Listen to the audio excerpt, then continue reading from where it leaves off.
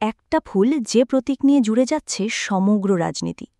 শাপলা বাংলাদেশের জাতীয় ফুল, এবার কি এনসিপির দলীয় প্রতীকে নামছে? আর এটা নিয়ে শুরু হয়েছে তীব্র বিতর্ক। পুরো গল্প জানতে হলে ভিডিও শেষ পর্যন্ত থাকুন।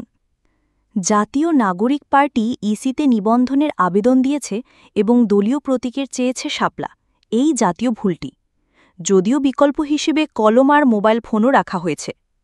ফেসবুক সহ সোশ্যাল মিডিয়ায় শুরু হয়েছে বাকযুদ্ধ। বাংলাদেশের জাতীয় ফুল তো কোনো দলের নয় বলছেন অনেকে।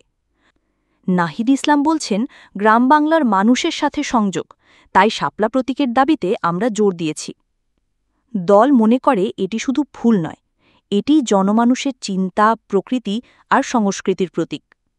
সংবিধানে শাপলা ছাড়াও ধানশীষ ও পাট পাতা থাকায় আইনজীবীরা বলছেন শাপলা একা প্রতীকের উপযোগী নয়।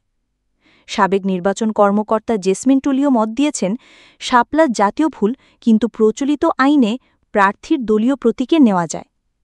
এনসিপি দলীয় প্রতীক হিসেবে শাপলা চেয়েছে, তারই ৩ দিন আগে নাগরিক ঐক্য একই প্রতীকের আবেদন করেছে। ইসিরা কর্মকর্তা জানাচ্ছেন, ১১৫টি নতুন প্রতীকের খসড়া তালিকায় শাপলা অন্তর্ভুক্ত রয়েছে, তবে চূড়ান্ত হবে না পরিমাণ মতে। এনসিপি জন্ম নিয়েছে জুলাই গণ-অভ্যুত্থানের ছায়ায়, তাই তারা জনমানুষের আশা ও আন্দোলনের ভাষা শাপলাই খুঁজছে। আবার আইনি সীমাবদ্ধতা ও জাতীয় প্রতীককে রাজনৈতিক হাকতালে বাধা নিয়েও প্রশ্ন বেড়েছে। শাপলা একটি সাধারণ ফুল না, এটি জাতীয় পরিচয়ের প্রতীক। তাই প্রশ্ন উঠছে, কে এই আত্মপরিচয়ের মালিক? এটাই ভবিষ্যতের রাজনীতির গোলযোগের শুরু নাকি? এই বিতর্ক শুধু প্রতীকের ওপর সীমাবদ্ধ থাকবে, অথবা জনমানুষ বনাম সংবিধান এই নতুন রাজনৈতিক অধ্যায়ের সূত্রপাত হবে?